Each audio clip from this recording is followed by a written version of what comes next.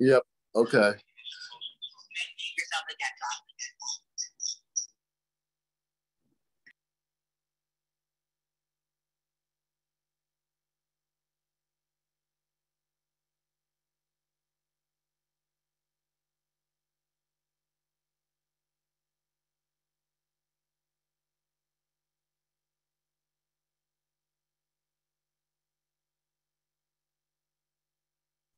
John, don't unmute yourself yet, but when I remute myself, just let people know we're experiencing technical difficulties and we're working on them. Okay, go ahead. Folks, as you can imagine, we are part of what's now a national Zoom problem. We are trying to make the corrections. I know some of our panelists who have yet to speak are on with us. So if people could just hold tight, we will try to do what we can to come up with a workaround.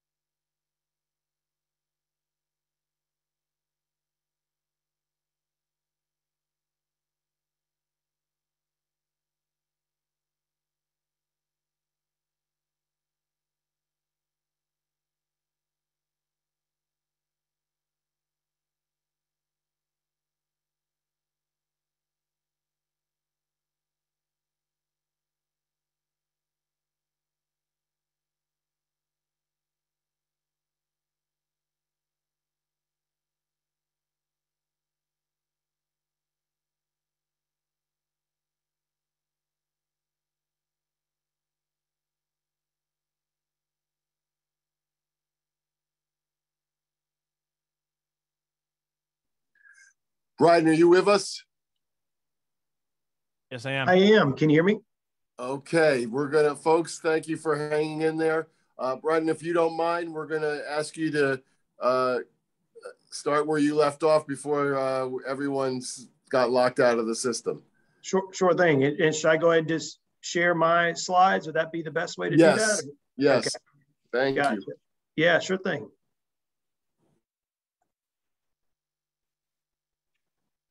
All right.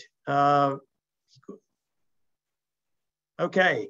Just wanted to share, talked a little bit about our membership. I don't know, folks, when exactly I went out there, but just wanted to give you a little insight into our membership, where they're from, where they're based. We have over 550,000 grassroots members across the nation, over 300 affiliate members. We have no energy companies on our board. That's by design and by the rules of CEA. So a lot of large energy consumers on that board, people who care about the price of energy and the policies that our state, local, and federal officials come up with, as well as environmental issues as well too. We have chapters across the country. John was kind enough to mention Wendy Ehos, our New York Executive Director. We have folks based across the country. I cover all of our state affairs issues. So we've got people in the Midwest, New York, New England, Mid-Atlantic, called Mid-Continent area of the United States, the Rockies, Southeast, Alaska, and Florida. So a lot of different challenges, a lot of different perspectives on getting to yes on energy. And that's really where we focus on, because from CEA's perspective, when we say all of the above, we mean it. And that's true. We have everybody literally under the sun you can think of, from renewable developers to to folks who care about diesel fuel prices, everything along the way. We have everybody. So we have wind, nuclear, solar, gas, people interested in CCUS, hydrogen, traditional forms of energy as well, because we really need a suite of options, in our opinion, to keep consumer prices affordable, to keep our grid reliable. When you run out of baskets of options, that's really where you see problems, especially on the grid, where we're seeing across the country. We don't want to see those issues creep into other parts of the country. From our perspective, we think energy is a nonpartisan issue. As John mentioned, we are hey, we don't do politics, we don't have a PAC, we don't do any of that sort of stuff. We really care about really getting to yes on energy issues and supporting sensible solutions. And so doing that for our grassroots members as well, people get to pay those bills at the end of the day, and also making progress on the environment, knowing that we are going to be living in a increasingly decarbonizing world. How do we do that in a smart way that makes progress on the environment, makes progress on emissions, but also keeps prices in check. So I just want to give you a little bit of a flavor of some of the work that we do and some of the outreach that we do across the country. Because one of the things we see in New York, a lot of folks have talked about those challenges, especially meeting those ambitious timelines that are required under the Climate Leadership and Community Protection Act, especially for an area like Westchester, with Indian Point closing. That was your largest source of emissions-free power. So we're going to have to find solutions not only to make a cleaner, greener future, but to backfill that loss as well too, especially in downstate New York. The state has let out some really ambitious timelines here, and to get to that 70% renewable mark. And I want to be clear: we support more battery storage, we support more solar, offshore wind, and the like. But we have to be realistic about that, because it takes a long time to get many of these projects permitted. If many of you follow things around like the NEPA law, for example, it's the National Environmental Policy Act. It takes several years just to complete NEPA. When you're doing things offshore, you're going to have a variety of different stakeholders who have different perspectives. You may have species issues. There's all sorts of issues you have to think about when building this infrastructure. So, it's one of the things we always encourage people to think about, is that you're not always going to have straight line projections. When you put big round, goals out into the future, there's going to be hiccups and problems along the way. New York's going to have some challenges, in our opinion, to get there. So from our perspective, we really need to be about solutions, and figuring out a way to one, we're going to have to start turning dirt. We're going to have to put steel in the ground and say yes to infrastructure if we have any hope of meeting those requirements, by 2030. Especially others have laid out some of those challenges that want to cover too much ground there. But think about where you are today. You're at 28% renewable today, and that, in fact, you're in much better shape than many of the states that we talk with. But you're basically going to have to, in essence, triple that in a short amount of time. That is a big jump for a state of 20 million people, especially when wind and solar only make up 7% of your generation mix now. So we would suggest, from our perspective, you've got a lot of hydro resources. You've got, and to me, we really think, hey, let's start utilizing those resources that you have now as one answer and one way to help meet some of those challenges. And we're going to talk about that a little bit later down the road, because one, you've got a lot of potential in upstate New York with carbon-free energy. The problem is getting it to downstate New York. I think NYSERDA has done a great job explaining its tale of two grids. Maybe really one of the best slogans, I guess, I've heard of anyone explaining that. Transmission really has been the challenge, because you can see from this mix here what the summertime energy mix looks like upstate and what it looks like downstate. And so this encompasses Indian Point from here being offline. And so you're looking at now you're at over 90% fossil in downstate New York in the summertime. And you have these ambitious climate targets you have to meet, and you don't have a whole lot of time to get there. And so from our perspective, this sort of screams out for solutions. And we think, fortunately, we've got some now before the PSC that we would encourage folks to think about, because even if we did all these, if we met all of the targeted goals, if we did all the renewables and the wind and the solar, you're still going to be about 20% short of that renewable target by 2030 if you don't start building more infrastructure. And what that means in real world parlance is blackouts. And so from our perspective, we think, hey, how do we get there? And we talked, one, that battery storage is a great idea. We support it. We want to see it grow. You have to think nationwide, though. You're looking at around about 1,800 megawatts of battery storage on utility scale nationwide. And that number is about a year old from EIA. But think about that number. That's nationwide.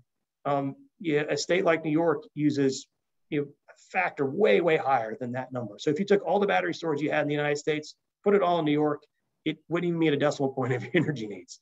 So we're going to need to really think about how we're going to integrate additional transmission traditional forms of energy, how we decarbonize that, how do we utilize our pipeline infrastructure as well too. Because one of our other concerns is that, one, we've treated, I think, unfortunately, a lot of these climate debates as natural gas infrastructure or fossil fuel infrastructure also being an impediment to getting there, rather than figuring out ways to make it a solution to get to the decarbonized future you want to see. And so from our perspective, we would encourage people to look at as many options as you can to meet these objectives. That means you're going to have to say to be yes on transmission. For too long in New York, it's been too easy to say no to everything. But there is no way you're going to get to these goals, especially for downstate New York, without building more transmission and bringing more integrated renewables online. And the NYSERDA process and the Tier 4 especially, it just made a recent announcement that we think will make some significant progress towards that. On November 30th, if folks may have not seen that, but we're happy to share these links as well, John, or with others. There was an award made for the Champlain Hudson Power Express and Clean Path projects there. So those were the two recommended projects that came out of that process. CHPE would bring in more transmission from upstate with Canadian hydro to meet energy needs down into New York. And Clean Path would also build more transition to integrate New York-based renewables into the grid as well. And so when we think one of the real benefits you have there is debottlenecking New York's grid. This is, I think, one of probably the single most significant thing New York has done in decades to debottleneck and solve some of these transmission issues that that NYSERDA has talked about before, with the tale of two grids. You're looking at the largest energy investment in infrastructure in decades. 10,000 new jobs, over $8 billion in economic benefits statewide, and over $7.4 billion in societal benefits from reduced GHG emissions, improved air quality. So that would be reductions in hospitalizations, asthma attacks, things like that. The EPA and others have quantified. This is data that's been provided by the Hochul administration. And also as well too, local investments in and around communities with job training, habitat restoration, and the like for frontline communities. And from the environmental standpoint too, millions of tons of reductions of CO2. And again, you've had support from business, labor, First Nations group, as well as other local community organizations. And we think, and a part of this sort of win-win opportunity we see too, is there's also a cost containment provision in that award. New York City has agreed to offset some of the costs of these projects as well, by about $1 billion in that process. And the REC program, once that's up and going, residents are really looking at around a $2 a month addition for over 4,000 megawatts of emissions-free power. And one of those components too that we would encourage folks to think about, that CHPE project has been fully permitted. It's got its federal and state permits. It's got its right-of-way selected. It's ready to go. So if all of the steps move through, you could have power being delivered into New York in a short amount of time by 2025. These aren't hypothetical benefits as well. These things can start happening soon. And because we need to start generating power, because you've got less than, I guess you're looking at less than 9 years now to hit that 70% reduction goal with a region that's over 90% reliant on gas. And so one thing we want to bring to y'all's attention, I would encourage you to get involved in and learn more is the docket before the Public Service Commission. We've got a link here as well for people who want to go to that case number. Comments just started opening on these projects last week, and will close in February. Assuming that PSE and the state officials move forward with all these permitting timelines, you're looking at really a construction beginning in 2023, and then with power being delivered into homes, by 2025. We think that's substantial progress now. Something that we certainly have supported.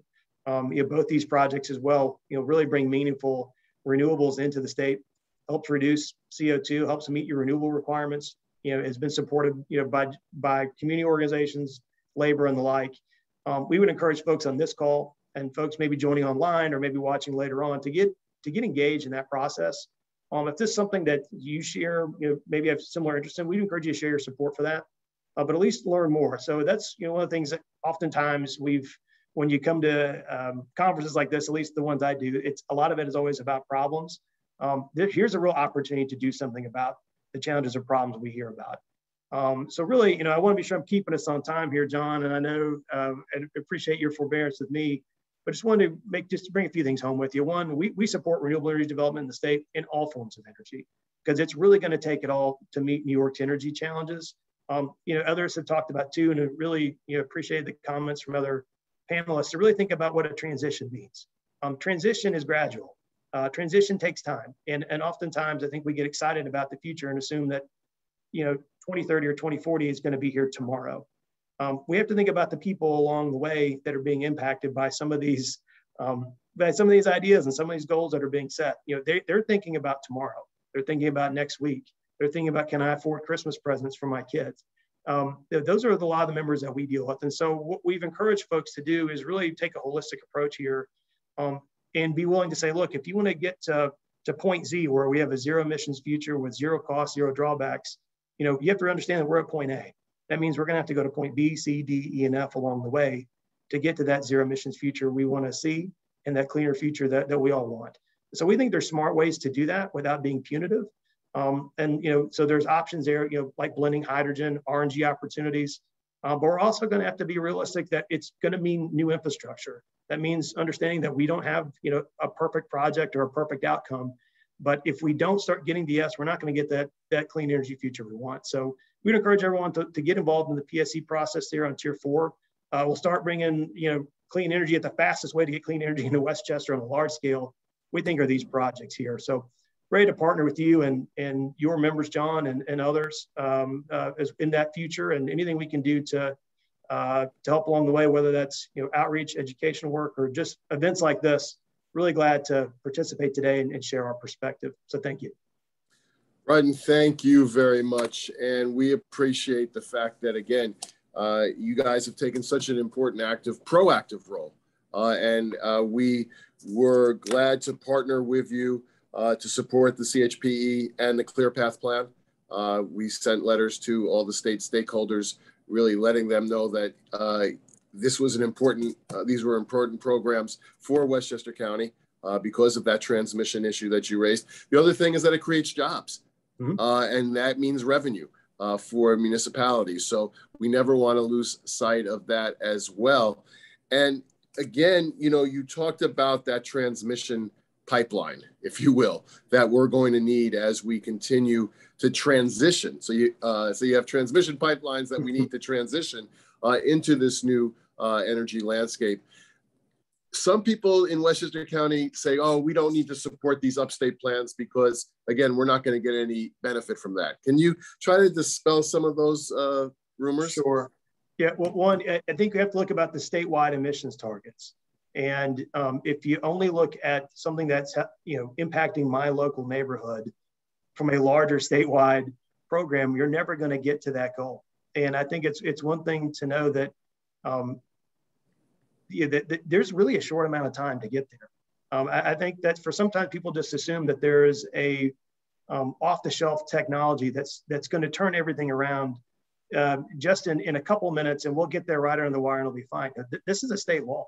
So there really isn't an option not to meet these requirements. So whether or not that's the right approach, that's the reality. And so I think from our perspective is, especially when you're bringing in and saying yes to more infrastructure, especially for the way your state's is so bottlenecked right now, adding more avenues really provides more opportunities for local and distributed options to actually get around the grid. So you have to make those grid investments. If you don't invest in that type of infrastructure or have it there, you're not going to be able to, you know, if you've got a local renewable project you want to get onto the grid, it's not going to be able to get there. So, I mean, I think at some point we're going to have to start fixing the traffic mess that New York has now. It's very similar like building highways and infrastructure. So we would encourage folks, one, to think about this holistically, because if downstate New York, where the vast majority of the people live, are going to continue to be 90% reliant on gas for power generation, this whole conversation's moved. So that means, you know, you've got to start building infrastructure, especially clean energy infrastructure to get there. And again, we have natural gas members, we support gas, but, you know, we're looking at these sort of imbalances where the state is upstate, where, you know, where the clean energy resources are and where all the people are downstate. So I think it's just going to take some, some longer range thinking there from our perspective, because this is going to benefit everybody statewide. And so, again, you're looking at clean air improvements statewide. Everyone's going to get benefits from that clean air and a cleaner grid as well, too. Well, and again, one of the things that we are constantly focusing on, and sometimes it's not the popular view, is that communities have to lean in and have to not block this infrastructure from being built. And they can't use SECRA as a way of delaying things or lawsuits. So we're going to need everybody, including the elected officials who represent those districts, who certainly, especially our state legislators who passed this legislation that is imposing these deadlines for us. Everyone's going to have to be on the same page. So again, the role that the Consumer Energy Alliance plays is important. But the last question that I have for you is, because you're looking at what other states are doing, how have other states avoided that bottlenecking of causing delays for getting some of these projects done? Yes, well, one, I think they put in permitting reforms within their state agencies as well. And I know New York has looked at that in terms of streamlining that process. So there are some states we think that have done a good job doing that. In particular, some states have, either with their integrated resource plans or their state agencies, set hard deadlines. And some states you work with, like, hey, permits are going to be, you submit a permit by this date, you get an answer by this date.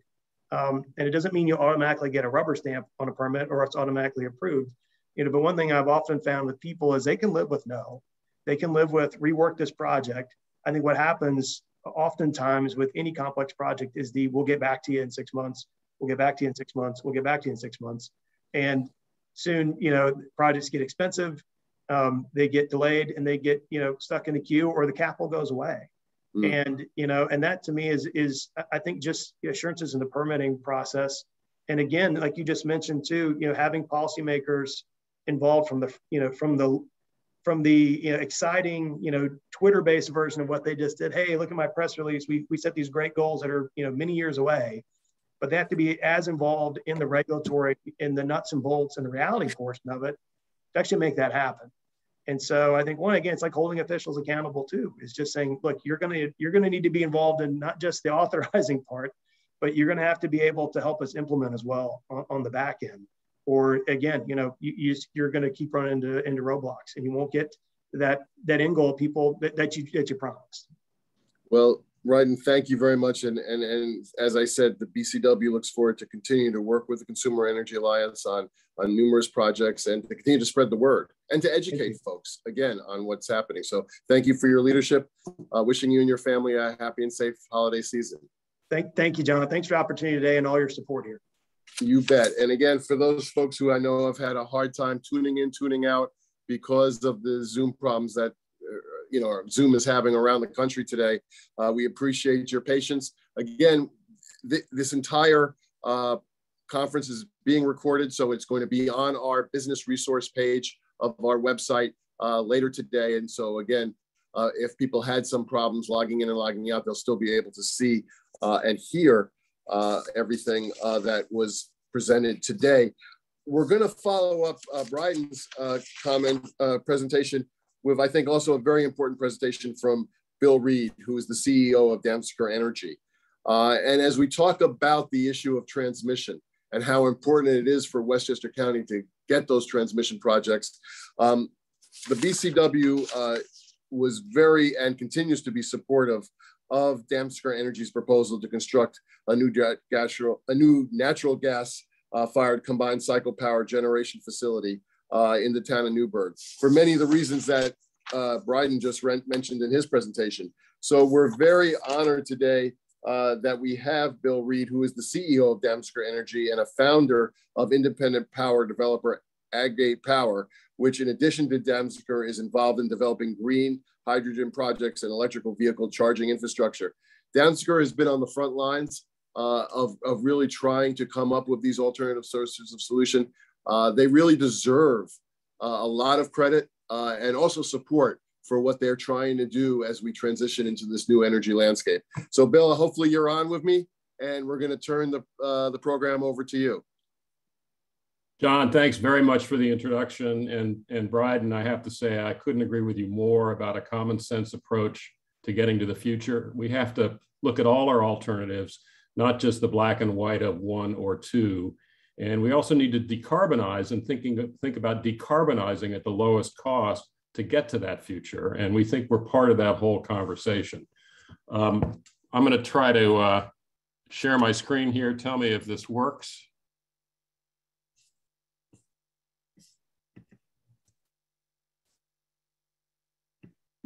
Not yet. Wait a second. Okay. There's more than one button to push. You are in good shape and good to go. So we're very excited to be here presenting at the conference. Dance Camera's been very busy the last 4 years.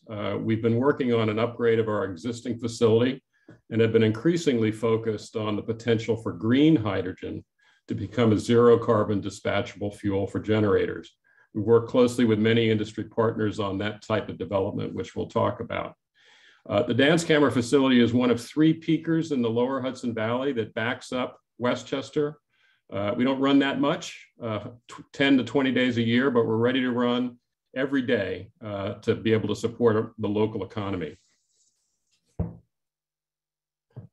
You saw a picture of the facility. It was a 1952 power plant on the banks of the Hudson River. It's in Newburgh. The existing facility was a coal plant that was later converted to natural gas. It has 505 megawatts and it's part of the Zone G capacity market in New York, which means we're paid by the grid to be available at all times.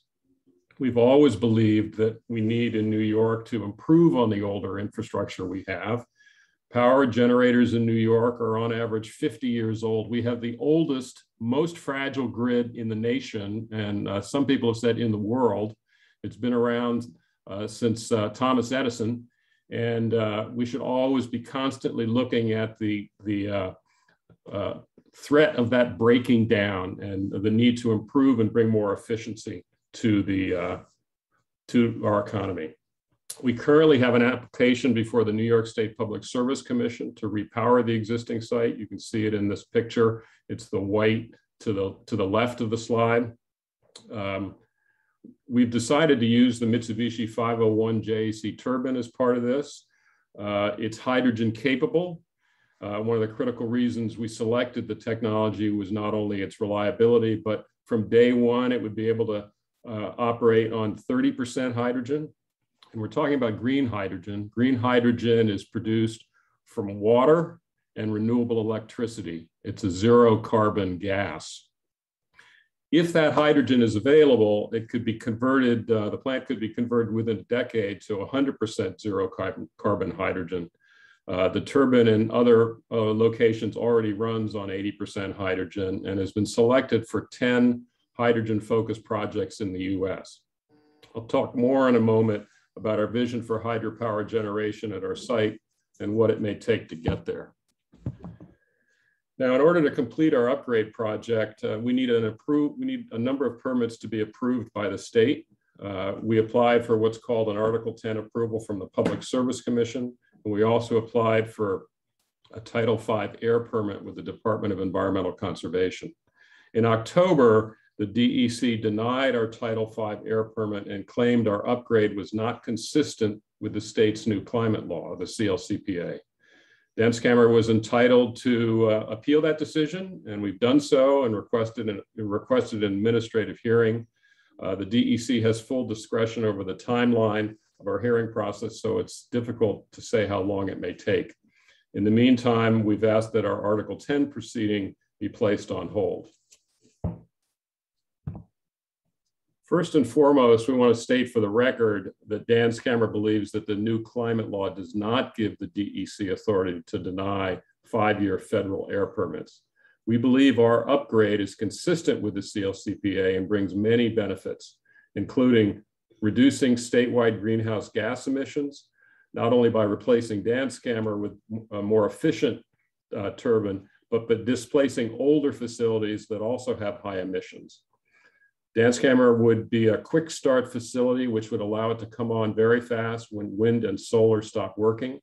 Right now, our facility and most peaking facilities take up to 12 hours to power up. It's something that's, I think, very important if you care about economic justice and business, because this power facility would be so efficient and use significantly less natural gas than older facilities. The repowered dance camera would save state residents and businesses $50 million annually on their utility bills, 11 million right here in the Hudson Valley. Dance camera has also agreed that if we're not needed for reliability by 2040, we'll cease operations so that the state can meet its climate targets, or we would convert to a zero emission fuel like hydrogen. When we think about what it will take as a state to incorporate large amounts of wind and solar into the grid, but also keep the lights on, it's a complex and complicated task, as we've heard from several of the presenters today.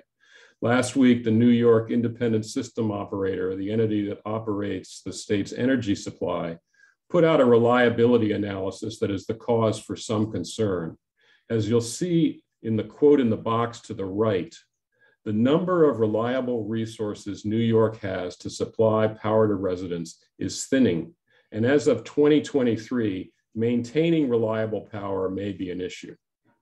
The New York ISO goes on to say that the more wind and solar we add to the grid, the more unstable our power supply is, because they're very unpredictable. They point to the need for power resources that can start up quickly and back up the grid. As the state looks to meet the targets of the CLCPA, those fast start resources will need to be zero emissions if we're going to keep the lights on. Here's a graph that illustrates just how important dispatchable power resources are for grid reliability.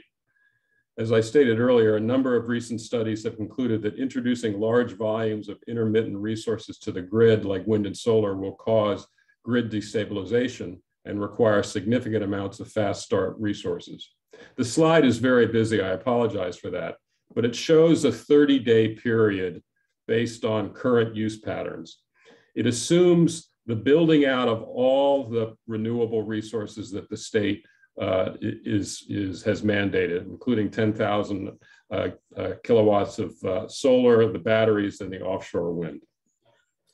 First to note, the gray areas are week-long periods where, even though the state has reached its renewable targets, there's still no wind or solar or batteries to fill all our power needs. You can see the places where the red, which is batteries, which we're huge fans are, sharply drops off, and immediately following that, a dispatchable gray resource has to step in. In the middle of the slide, that's a 7-day period.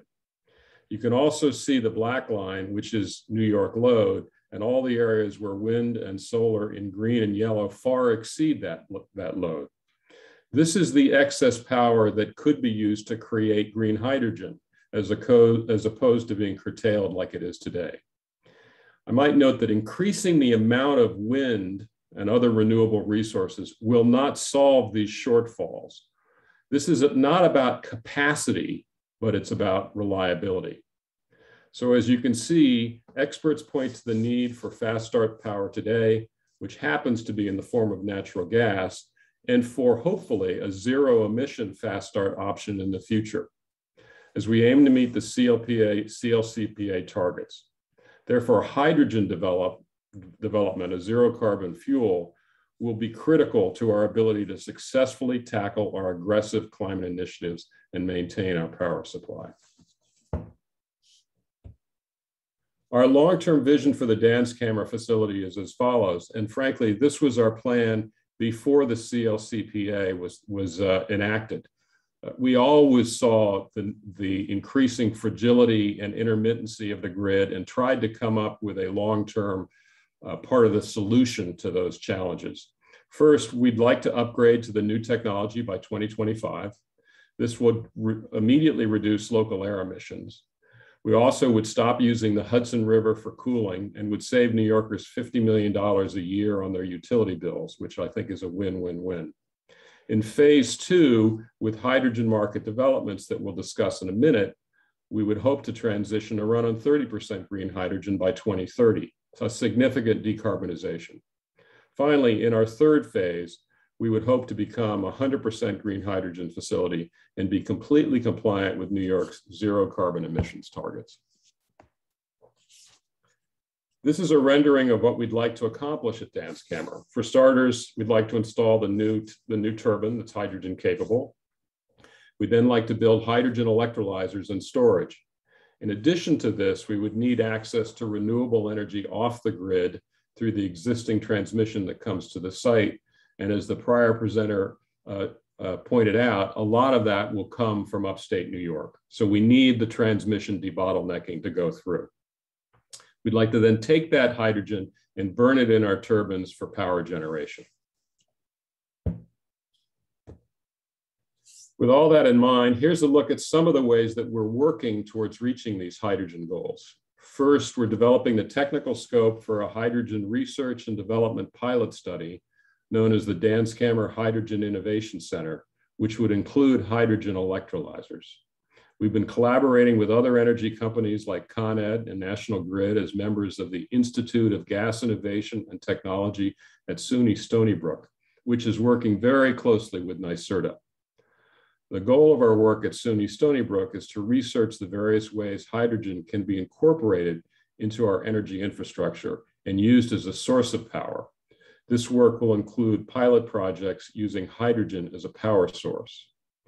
The purpose of the Danskamer pilot study would be to assess the technical feasibility of producing green hydrogen in a way that could ultimately be utilized at a larger scale by the project. The goal would be to work closely with the New York Public Service Commission on a scope and timeline for the pilot project to be executed after the new turbines are installed at our existing site in Newburgh. We'd also like to point out that the new federal infrastructure legislation includes $9.5 billion of funding for hydrogen development, including $8 billion for regional hydrogen hubs, $1 billion for electrolysis, and $500 million for advanced manufacturing. The Northeast is the only region in the country without a major hydrogen power generation project. We'd like to change that. In conversations with the DOE, we've been told that they would like to invest $2 billion in New York and New England to support the zero carbon technology. Danskamer has also been instrumental in the formation of a green hydrogen alliance in New York that includes industry and academic partners who are at the forefront of research and innovative technology development. You can see it at greenhydrogennewyork.com. Through our early research, we've also determined that there are a number of items that need to be examined further in order for green hydrogen use to increase. And all of these efforts need to work in parallel, not sequentially, if hydrogen development is to occur. For instance, hydrogen-capable turbines are of little to no use if we can't source the green hydrogen and safely transport it to power generation sites. That's why some of the projects out west are so critical. They match renewables with electrolyzers with grid interconnection, hydrogen turbines, and pipelines. There's a very large project in Utah where the power is going to LA. And if pipelines, for example, cannot recoup their investment in any necessary hydrogen infrastructure and have no customer base to serve, they'll be extremely reluctant to and even precluded from participating in a build-out. And the industry efforts I just spoke about need to be aligned with strong policies that mandate and expedite the research, development, and use of green hydrogen as a power source for vehicles, industry, and power generation. All of our work on hydrogen is moot if the state does not recognize it as a zero emissions fuel. As I stated in the beginning, the technology is there. Right now, there is a policy issue here in New York, and we have a progressive, forward-thinking administration that could seize on this opportunity to be a leader on hydrogen development. Hydrogen should be considered compliant with New York State's climate laws. It's being adopted quickly in Europe. In fact, France says it's one of the 2 strategic sources of power for the next decades, along with nuclear. Also, the western part of the US has really embraced hydrogen as part of the renewable future. The only issue here is New York policy. The first priority needs to be getting hydrogen qualified as a zero carbon fuel alternative. None of the enabling legislation for renewables, capital support and credits, or pipeline tariffs even mention the word hydrogen. We've helped to sponsor a hydrogen bill in Albany that unfortunately did not get passed during the last legislative session, but it now sits with the Public Service Commission, which is taking public comment on the issue before it moves to incorporate zero carbon dispatchable fuels into the mix. Hopefully it will be enacted and solve these problems. Once that occurs, the focus can turn to incentive and financing programs to support the development and build out. Unfortunately, there are environmental groups in the Northeast that are opposed to the combustion of hydrogen due to the small amount of nitrogen oxide emissions associated with it. We're working to educate New York's elected officials and stakeholders about the benefits of eliminating carbon emissions overall. We can attest to the fact that if the policies are created to foster hydrogen development in New York, there are companies like Danskammer and Mitsubishi and others who would be willing and ready to help make it a reality. Thanks very much. Happy to get any questions. Bill, thank you so much. And again, you raised so many important points about why we need to look at the big picture and why our elected officials and community residents need to look at the big picture of why a Dansker project is so important. And I want to just highlight a few of the things that when we wrote to the commissioner of the New York State Department of Environmental Conservation, we raised about your project, and maybe you can expand on it. One, we said that the project provides grid support and will be the fastest startup facility on the grid, acting as a backup source for renewables to maintain reliability at reasonable rates and even lower the energy bills because of its efficiency, and that the project represents a $500 million private investment, which is going to result in 450 construction jobs and increase pilots to the town and school districts with no financial risk to the state or taxpayers. Well, we couldn't agree more.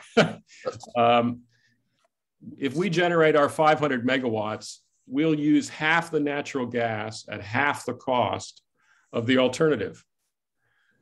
That's not recognized. We would have seriously decarbonized the gas that we're using now and hopefully be a bridge to 2040 when we're hoping to get to completely zero carbon energy use in the state. And talk to us, because you mentioned it in the presentation, but again, I think this is going to be part of the education efforts that all of us have to talk about when we talk about this project. You talk about that the fact that the project will have the best emission control technologies of any plant in New York and will significantly improve the air quality for the region as lowering the carbon emissions. Where's the disconnect? Where do folks say, oh no, you're wrong, this technology isn't going to be able to do what you're saying it's going to do? Look, by federal law, we have to use the absolute best pollution control technology that's available. When built, Danskammer will be the most efficient, least emitting plant in the nation. We're using the absolute best technology we can. I think what's happened is it's much simpler to say no. It uses gas. No, we can't use that. As opposed to let's get down the road to decarbonizing, as we already are in New York State, in many ways leading the nation in renewable development. Let's keep going. No option is perfect. Wind is wonderful, but it's expensive and it's intermittent. We have to embrace all options in order to get to this future. And as we've said throughout the course of today's conference, wind is really not going to play as big a factor in Westchester County as it will in other parts of the state. And that's where the other renewables are going to have to really pick up that slack. But in the interim, while we're building that infrastructure, a project like Dansker is so vital and so important. So Bill Reed, thank you for sharing this today. Please know that you and your team, we will continue to work with you at the Business Council of Westchester as the new legislative session starts in a few weeks. Hopefully we can join you on some of the meetings that you'll be having with the elected officials. But wishing you and your family a safe and happy and healthy holiday season. And you too, John. Thanks very much. For those of you, thank you for hanging in there with us. I've gotten a lot of text messages and emails saying what happened. We were on the conference, it dropped out. We got cut off. Zoom is having a problem around the country. I think we have come up with a good workaround, but please know this, the entire conference is being recorded. It is going to be on our business resource page of our website. and we'll be sending out a message later today to everybody just to remind them of that. We are going to take a 5-minute break. When we come back for our final speakers, we'll start with Peter McGart, who is the Director of Energy Conservation and Sustainability for the County Executive's Office. So I'm going to have Ryan put up the holding slide for everybody. Everybody can make a phone call, stretch their legs, but we'll be back in 5 minutes to resume the conference.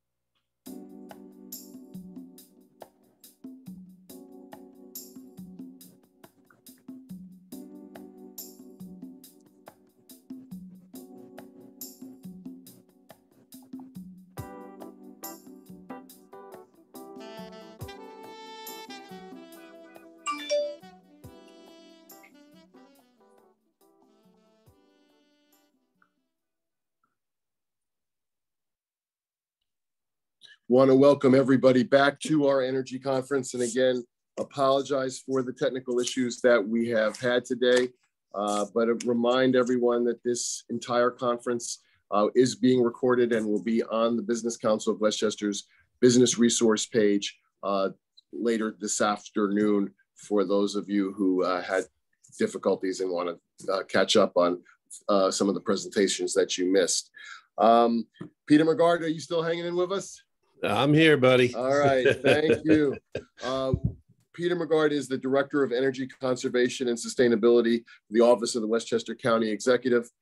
Peter has had an extensive and successful business career with a focus over the last 15 years on the environment, energy conservation, and sustainability. He has been instrumental in the creation of several successful organizations and programs across Westchester County, and he currently is the Director of Energy Conservation and Sustainability for the county and is a founding board member of Sustainable Westchester. At the Business Council of Westchester, we have such a strong partnership with the County Executive's Office on so many different projects, but obviously we've made them aware of our ongoing priority of making sure that Westchester County does not have a reliability issue for businesses and for the residents. And obviously Peter is going to play a leadership role on that over these next few years. So Peter, we're going to turn the program over to you for your overview of what's happening in Westchester County. Thank you, John. Thank you very much. Yeah, there's a commitment on the part of the county executive, as very well known. And there's a commitment from the citizens here in Westchester County. There are 28 municipalities that have opted into Westchester Power, which is a community choice aggregation program that is administered by Sustainable Westchester. Full transparency, I'm on the board there. So, but it's a great program, and most of those people are receiving renewable energy. That's 110,000 households. So there is a want and a desire to move ourselves, obviously, to clean energy. You know, as been mentioned by most of the previous presenters, transmission is the key.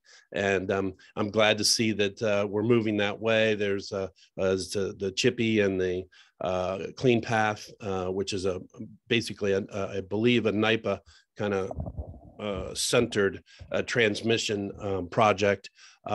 We do work tightly with NYPA. NYPA does supply our energy. They do a really good job of moving themselves towards renewable. They heavily rely on hydro, and Elena Appenzeller is going to be talking more about that in a little bit, but we are very happy with that relationship, and we're happy with the relationship with the Business Council of Westchester.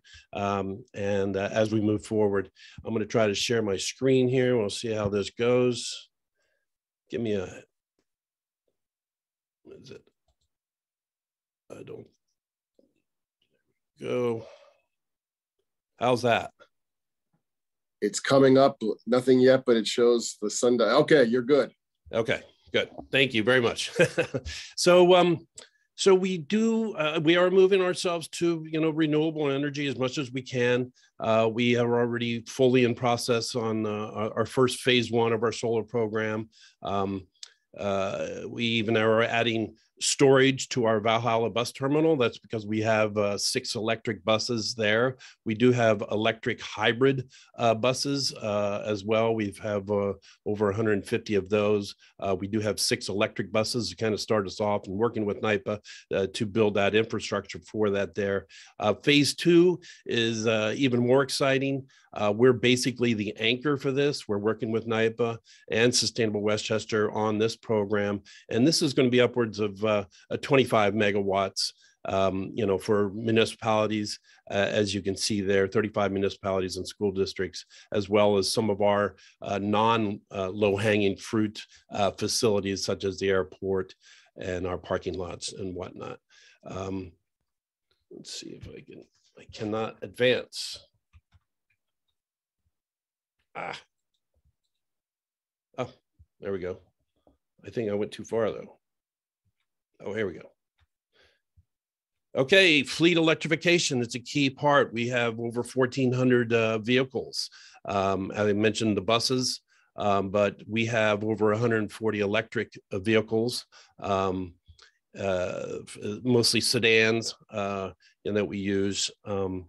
We're adding employee chargers, fleet chargers for our fleet cars, as well as public charging stations. Those are going to be at our, they're already into most of our golf courses, which are a lot of times have dual purpose of catering as well as just a park. So we're doing our part there. The other part, it's in my title of my job here, my position, energy conservation. We are in a demand response program, which is a way to, shake off of our energy use, help keep us from going into a brownout or a blackout, and actually saves energy and reduces the need to move towards, fossil fuel infrastructure and the creation of that. We're working on New York stretch code here for, county properties only.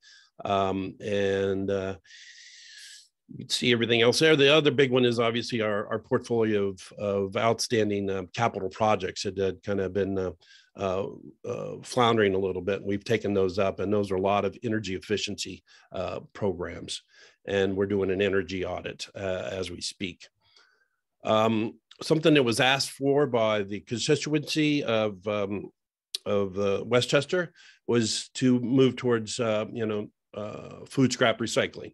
There is a energy aspect to that as well. We can remove food scraps from going to the incinerator to be burnt at the Wheelabrator in Peekskill.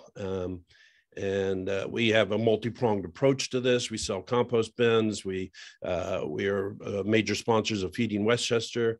We started up a new transportation and disposal program. It's been adopted by 22 municipalities already.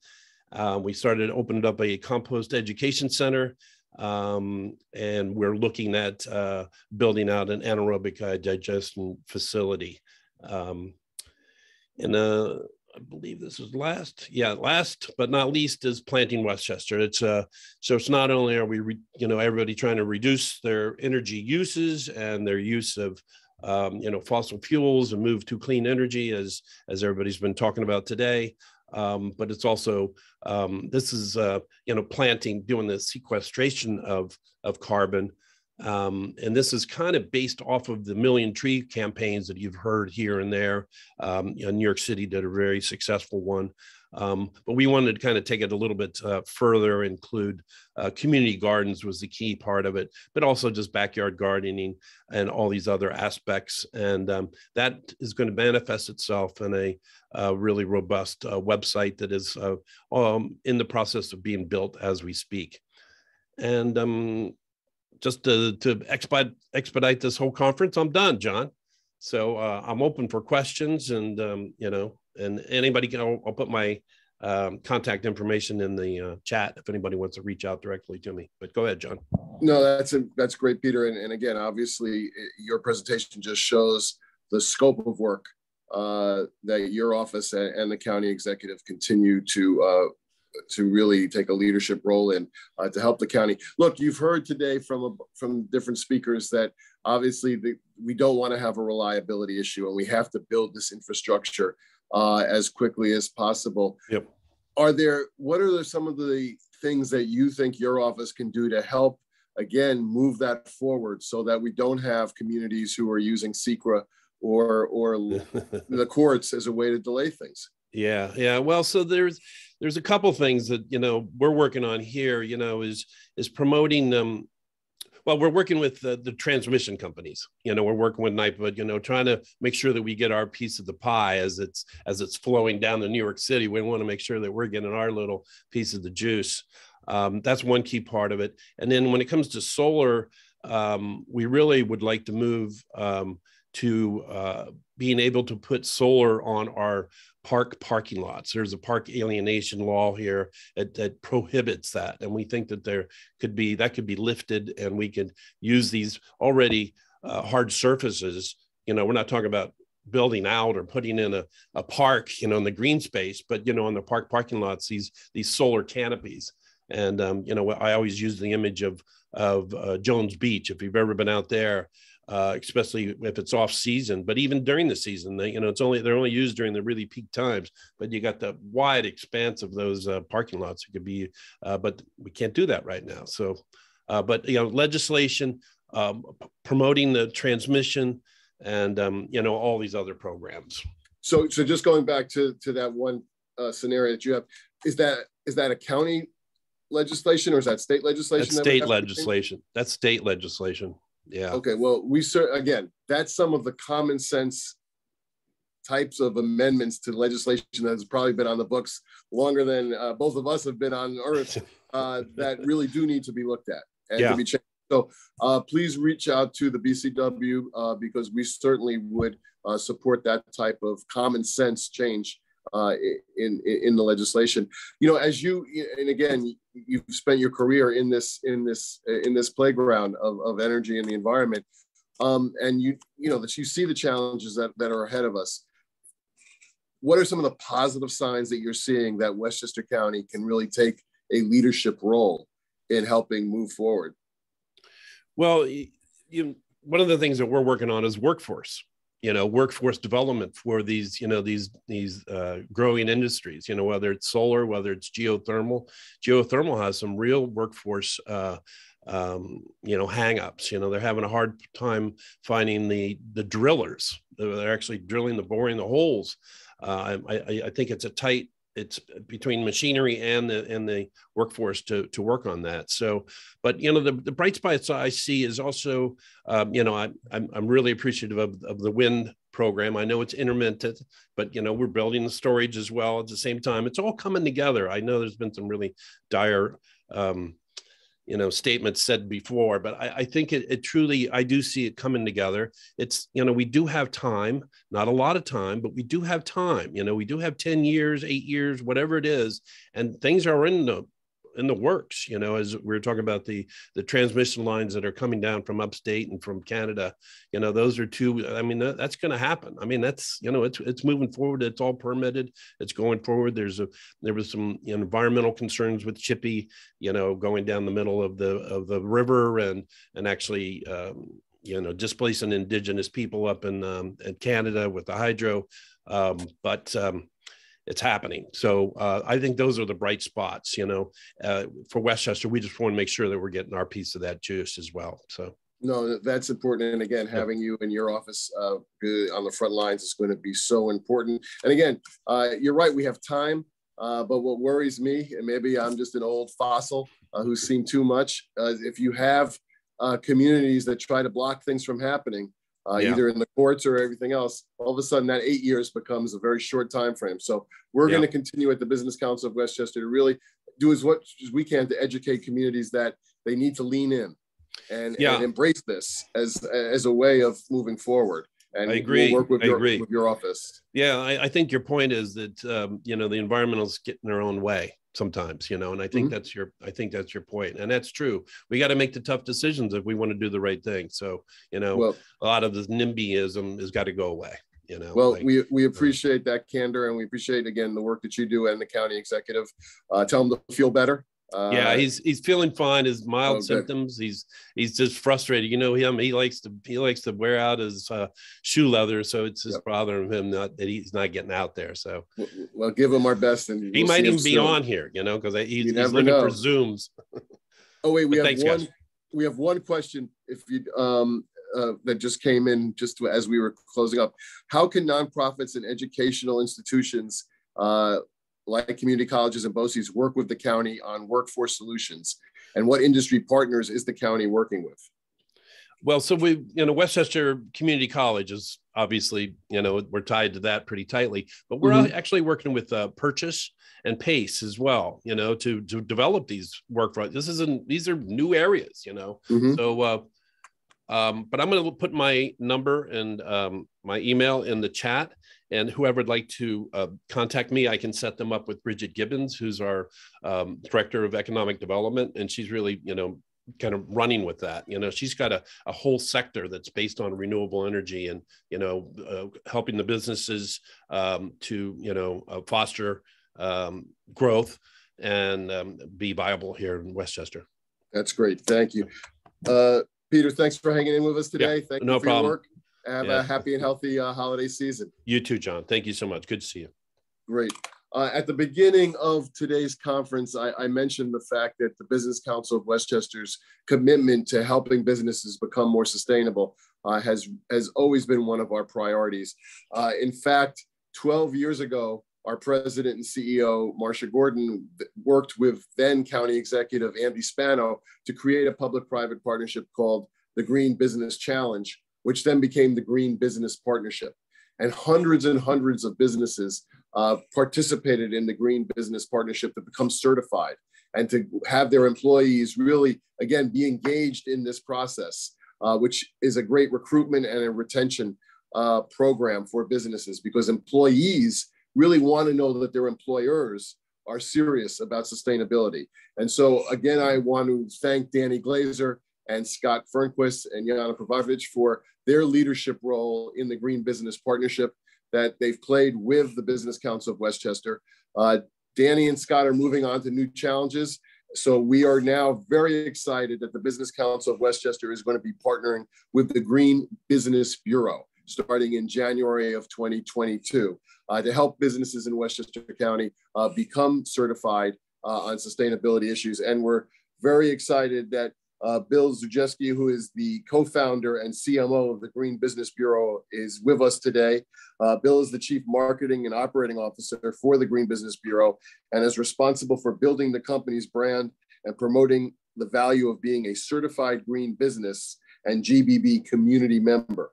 He's passionate about helping small businesses get greener to make the world a safer and better place. And Bill, thank you. Yesterday, you did a wonderful webinar for BCW members just about how to get started with the Green Business Bureau. But we're looking forward to your presentation today. So we're going to turn the program over to you. Thanks, John. Great introduction. We're super excited about our partnership with Westchester County as well. I'm going to go ahead and share my screen.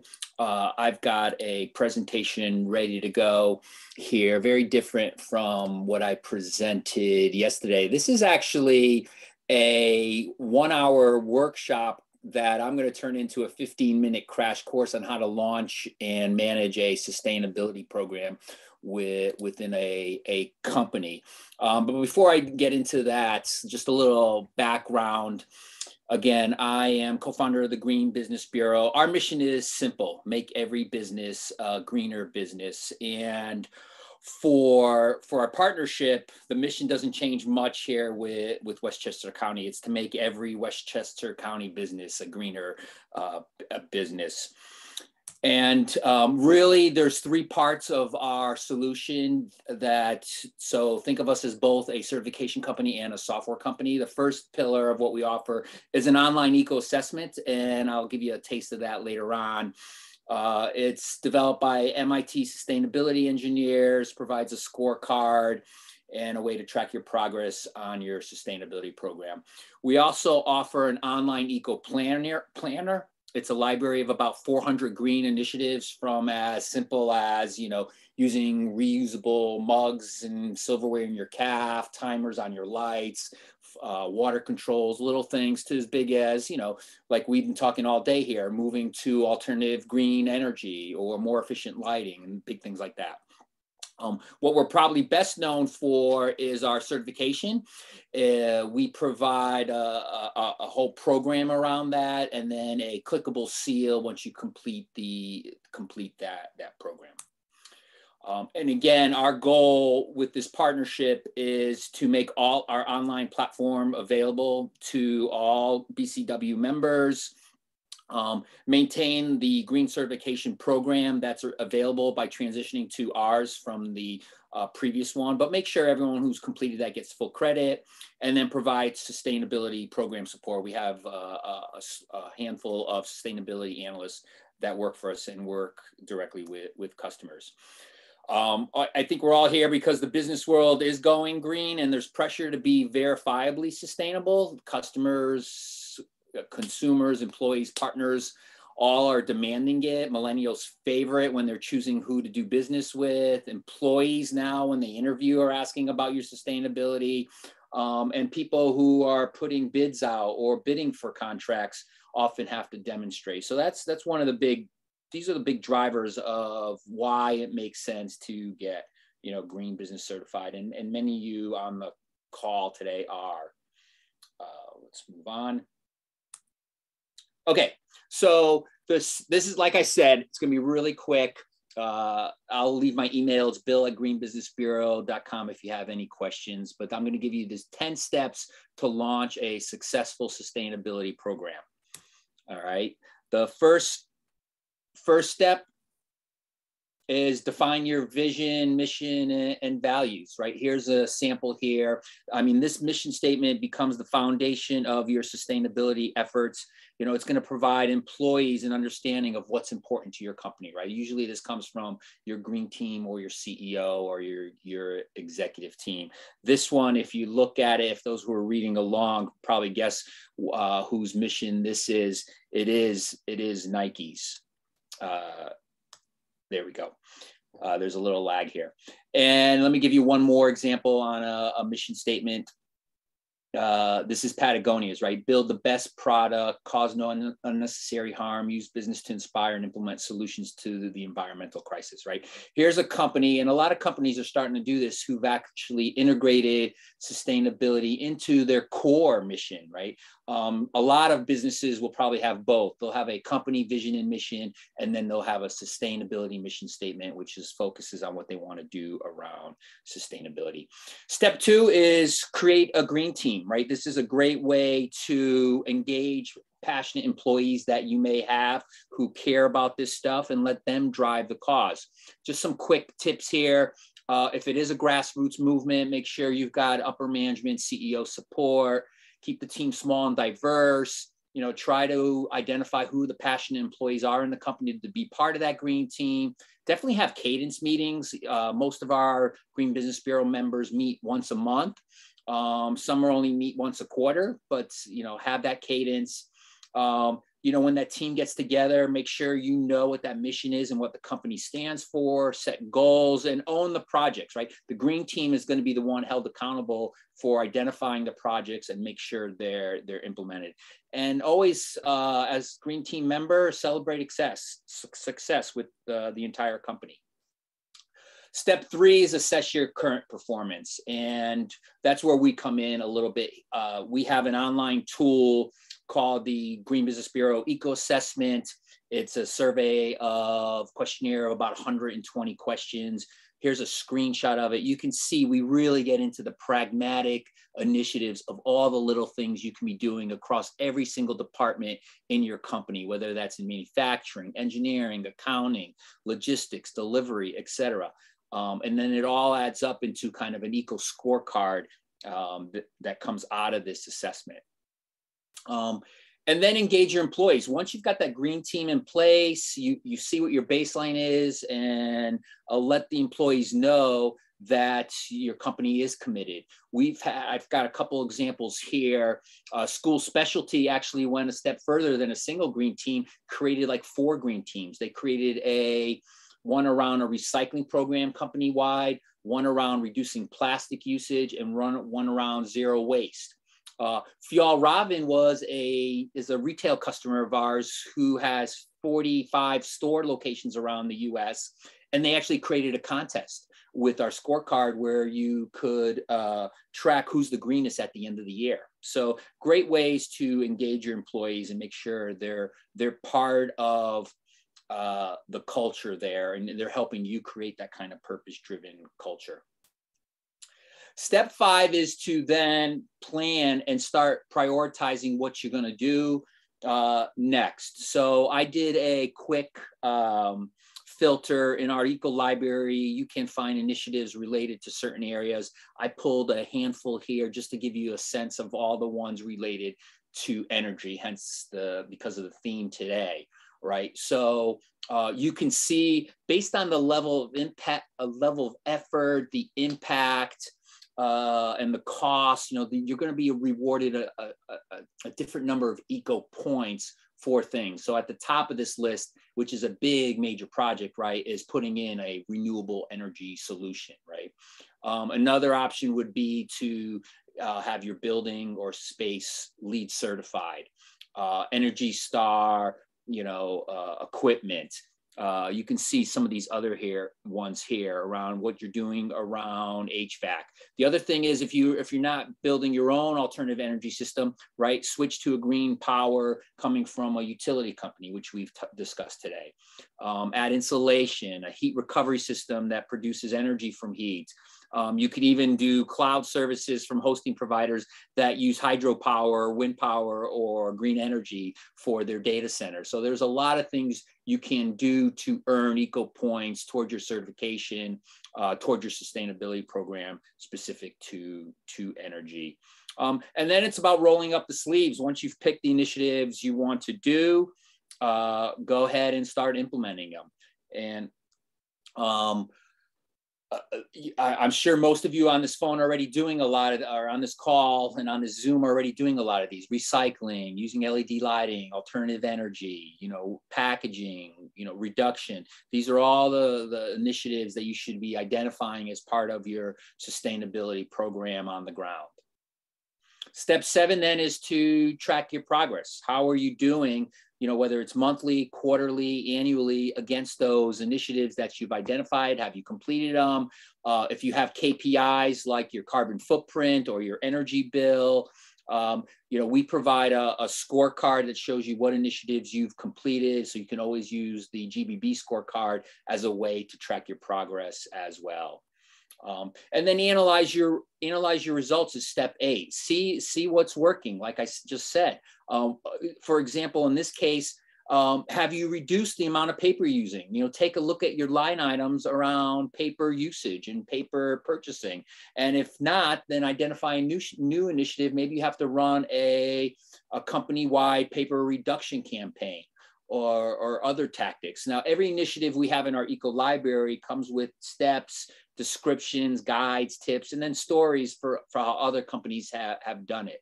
So we try to help you along the journey. Step 9, promote your accomplishments, right? You've earned the benefits of being a sustainable business. There's nothing wrong with using that as a competitive advantage. A couple of ways to do that. We have some customers who use our materials in their presentations and in their bids. In some cases, an RFI or RFP may require that you demonstrate your commitment to sustainability. The Green Business Bureau is a great way to do that. In some cases, it's elevating your brand. We had a dry cleaner who was competing with an eco cleaner company that was a startup in their county and had to basically become greener quickly and win back sales they had lost to an eco cleaner. So there's a lot of things that you can do to, again, improve your reputation, elevate your brand by promoting your accomplishments around this area. And then step 10 is the get certified step, right? We have different levels. So even if you're just starting out and on your journey, we have that eco planner, which can help put a plan in place to become greener. And you just start off as just a member. Once you complete our prerequisites, you can reach the aware level. And then as you reach several hundred points or 500 points for platinum, you'll get the gold or platinum seal. Again, these seals can be used. They're clickable. They're on your website. Some of our customers also use the physical seals. They put them on their doors, their delivery vehicles, uniforms, products, etc. So to summarize, why companies join the Green Business Bureau, really 2 big reasons. If you're early on your journey, or in the middle of it and you need some guidance, we have all this content, all these initiatives, these libraries, these eco plans to help you become greener and become, create a greener culture. And then second is to give you the recognition you've earned and allow you to demonstrate your commitment in a verified, validated way. We're one of the most trusted brands available in the green business space. So, and rest assured, we treat that brand like gold. That's it. That's my presentation. You just got a 1-hour workshop in 15 minutes. That's my email, bill@greenbusinessbureau.com. We have an end of year promotion going on for BCW members. So when you check out and sign up as a member, just type in BCW as the coupon code and we'll take 20% off your annual membership. An annual membership starts at a couple $100s a year for small businesses, and it goes up to, you know, several $100,000 for medium size. It could be over a couple $1,000s for large corporations, but it's very economical, huge bang for the buck, well worth it, I guarantee you. Thanks, John. Bill, thank you, and thank you for that presentation. And again, you touched on so many important areas that businesses should really be engaged in. We have a few questions that have come in. I guess one of the questions, I'm trying to combine some of these questions. What are some of the initial tips that you and your team give to businesses as they start this process? What do they need to really be doing and have ready to go so that they can really jump all in?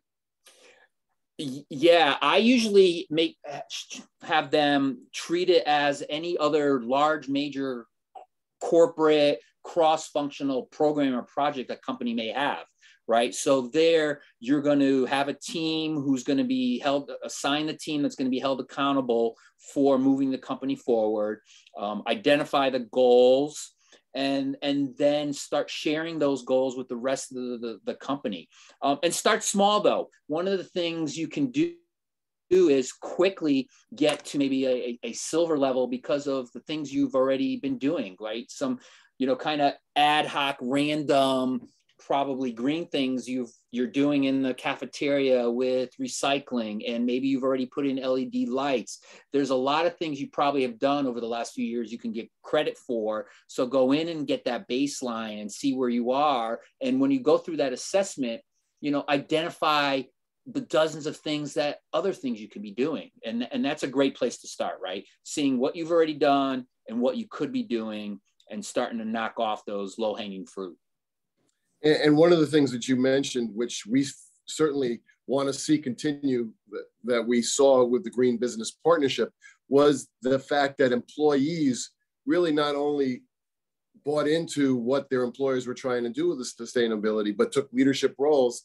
And quite frankly, the information that they were using at work could be transferable to their homes and their communities. But can you talk to us a little bit about your experiences with the companies that are part of the Green Business Bureau that really have made this a good recruitment and retention tool? Yeah, no, for sure. Like, especially the millennials, the 20-somethings, they want to work for purpose-driven companies, and they want to work for companies that do no harm. So they'll do their due diligence in the interview process.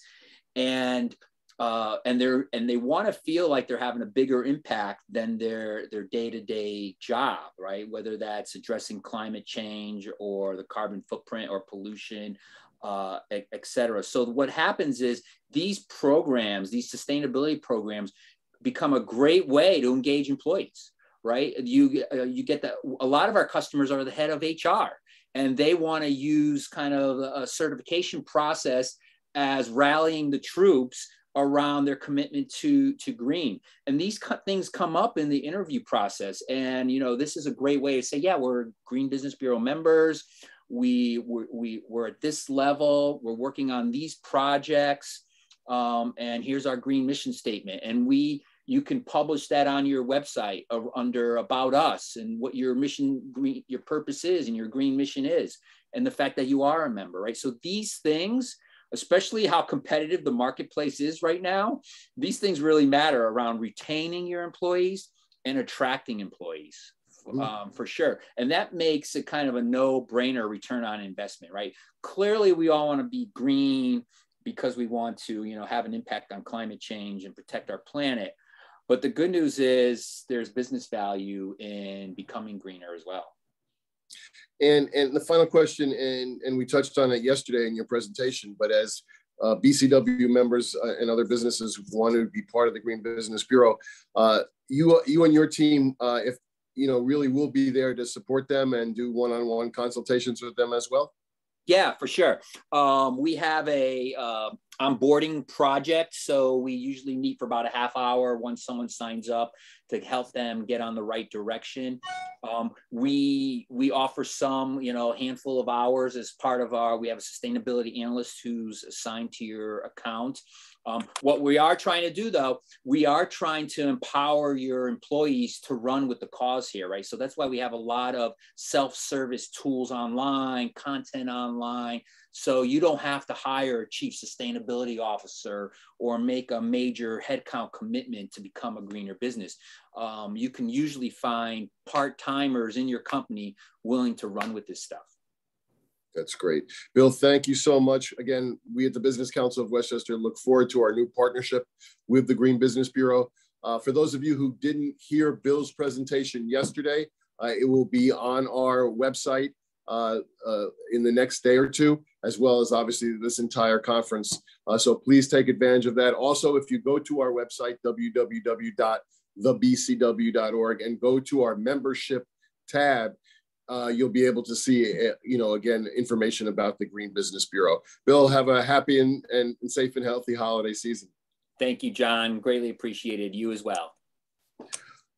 Our next speaker, and again, this is so important because we want to continue to partner with what is a huge resource for Westchester County, which is our higher education institutions, who are focused on sustainability and focused on moving Westchester into the new energy landscape. And our next speaker is Thomas Kelly, who is the Senior Energy Manager for Purchase College. Tom manages all of the college's energy decisions, working to improve operations while reducing its carbon footprint. And he's responsible for working with the state in implementing the college's strategic energy plan and their climate action plan. And we know that SUNY Purchase is going to be doing a lot of workshops over the course of 2022 that we look forward to inviting our BCW members to. Tom, thanks for being with us, and I'm going to turn the program over to you. Sounds good, John. I appreciate the time. I appreciate the audience. I also have Angie Kim, who is the college's sustainability coordinator on as well, who will be co-presenting. Angie, would you mind sharing the screen, please? Sure.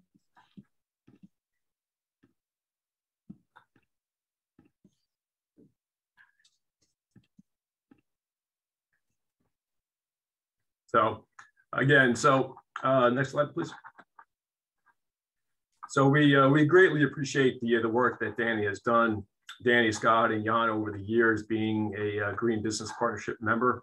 And we are definitely sad that she's moving on to different initiatives. And of course, we wouldn't be here as well without the leadership and strong support from the Business Council of Westchester.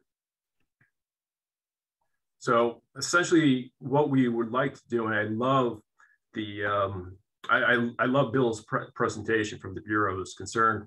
We're not looking to compete with the Bureau in any shape or form, but we are an educational institution, as John said, and our primary mission is to educate both today's students and future students as well. And we have a few slides as to what that we'll get to, but the college's motto is think wide open, and it really brings into perspective where we are in the energy landscape, where we are today and where we need to get to into the future.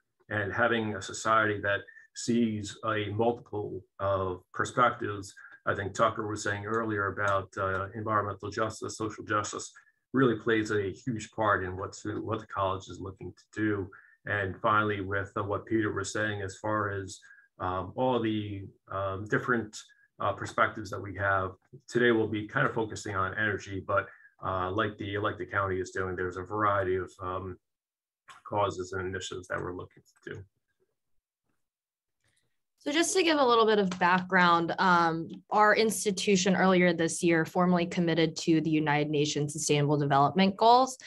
So for those of you who may not be super familiar with this framework, it was adopted by the UN in about 2015, just trying to tackle some of the world's most pressing challenges and recognizing our own institution's responsibility and accountability to some of these goals and educating our students and creating impact, we formally committed to these goals. And since doing so, we've started establishing new curriculum, changing up programming and engagement opportunities for our campus community. But I think it also opens up a great opportunity for community engagement and external partnerships. Some of these goals here, they relate to what Tom was saying: social justice, environmental justice, clean energy, and really just showcases that sustainability is very interconnected, and there's a lot of opportunity here. So with that, our sustainability coalition that we're proposing is, as an educational institution with some of the existing infrastructure, we want to continue this education and engagement and raise awareness within the local county to share best practices, to advance sustainability, and create larger impact. So we're looking to host a network. As of now, we're looking at it to be a no-fee service, but down the line, as it continues to develop and get bigger, there may be potential for for a service fee. And also wanted to note, and thank you for the presentation from Green Business Bureau, we're not looking to certify any companies. We're just looking to kind of take over this engagement and networking piece. So through these, through this coalition, through this network, we're just looking to host, regular meetings, whether that's quarterly or monthly. That could be anything from networking, just general networking, sharing best practices via webinars and having workshops, research presentations or lectures, doing site visits and lead or sustainability tours. This could be centered around anything from energy to organizational commitment, transportation, land use, a lot of different topics that pertain to sustainability. And of course, there are a lot of benefits to this. We're going to continue these networking and business opportunities with our peers and like-minded leaders in the area. This will strengthen our community and our local economy, and we'll be able to support and advocate for one another to, again, create this county-wide impact that we're really seeking to create. Now, this slide could probably be an hour to an hour and a half. I'll try to condense this slide into speaking points of 5 minutes. But our campus is a pretty big campus. We have over 2.6 million square feet building space that we're responsible. 40 different buildings, from academic to student living on campus, and a wide swath of land that is presently undeveloped for opportunities. So, what is the best case as far as energy is concerned? I always believe that the most efficient use of energy is that energy is not used. So, looking from a individual perspective to do what you can as far as energy efficiency is concerned, I think the earlier model with the earlier discussion with Lenny from Con Ed was, focus on the energy efficiency as much as possible, drive down the cost of the energy that you actually consume, move over to the renewable energy options after you've made your buildings or your operations as efficient as possible. And an important aspect from a large end use customer is to have the necessary proper staff in place, not only to shepherd the energy efficiency and the renewable energy projects forward, but also to maintain it as well. It's great to put as efficient or renewable energy aspects into place, but unless you have the staff to maintain it, it makes it really difficult. So, we have a whole bunch of different projects that we have going on campus in terms of renewable energy is concerned. We did our oldest building on campus, which was built over 100 years ago. We're looking to do geothermal. We did the initial studies, and looking at the conventional versus renewable option, geothermal was the best possible option.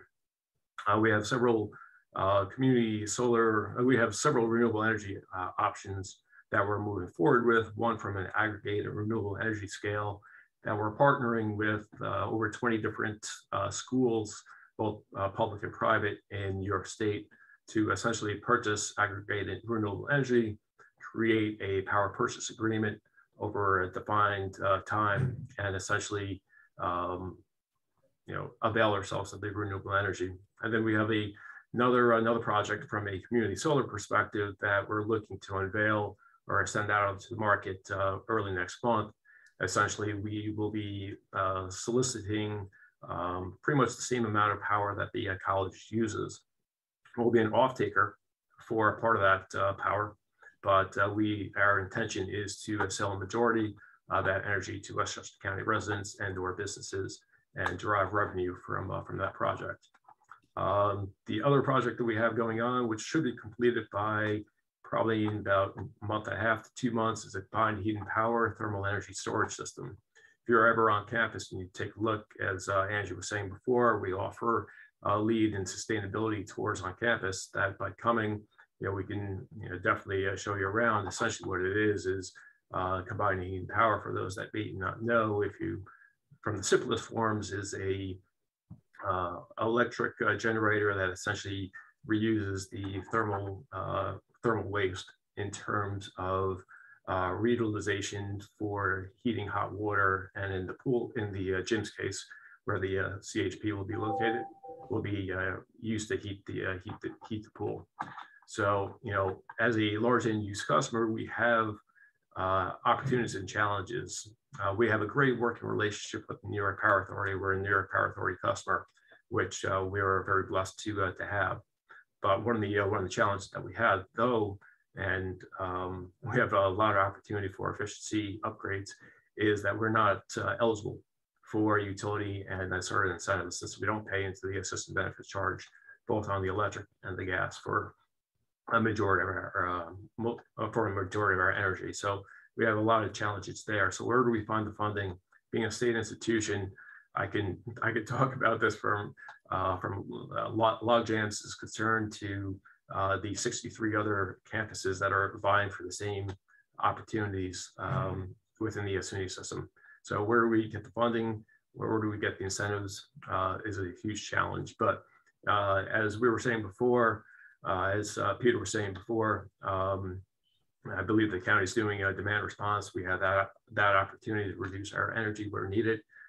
We have the great support that has existed, and we, of course, definitely want to move forward with.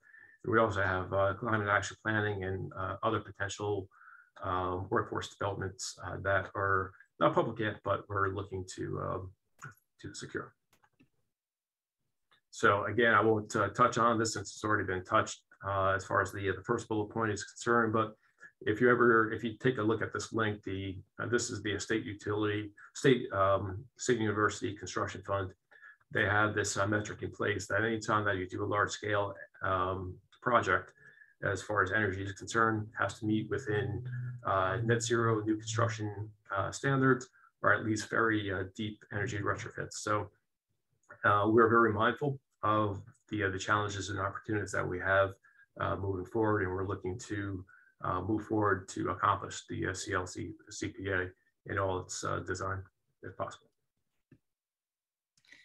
So as Tom touched on, of course, as a state entity, we are sort of abide by state mandates, but beyond that, we do have a lot of campus initiatives and commitments that we've kind of taken upon ourselves to follow through with. So sustainability and sustainable development is a major directive of our institution. It's a focus area in our strategic plan, in our community values, and our institutional learning outcomes. We're also signatories to this University Global Coalition, agreeing to 6 major commitments and basically being held accountable for SDG and sustainability integration. So this is definitely the way that we're moving forward as an institution, and again, gives us a lot of opportunity to further engage and partner with community organizations and local leaders. So some of our next steps in terms of this coalition, we've given a presentation to Green Business Partnership members and their community. So we're looking to obtain a list of potential contacts and organizations who are interested in joining this network and keeping that communication alive. Our next steps also include hosting some sort of roundtable with those who are interested to discuss goals and targets in ways that are advantageous for all members and interested parties. And then, of course, soliciting proposals for future presentations and webinars and meetings. So with that, I don't know if there are any other... Yep, Thomas and Angie, thank you very much for that. We appreciate the presentation. And, you know, at the Business Council of Westchester, we continue to want to work with SUNY Purchase on this program to help spread the word about the workshops and programs that you're going to do. I also should note that your new president, I think, has been a leader in talking about sustainability and climate change. Can you share some of her as she's really getting her feet on the ground at SUNY Purchase, some of the goals that she has? It's an important aspect, John, and it can't be understated. Having the support of from the top of the organization really drives institutional change. I think with Dr. Pena having come on to the college last year, and her support of the UN SDGs really sets the tone for the college's initiatives. It is great when you speak to someone at the highest level who actually has not only an appreciation, but understanding of the complexity that needs to put forth as a phenomenal thing. So she was a part of the conversation that we had with the members last week. So Angie, do you have anything to add to her background?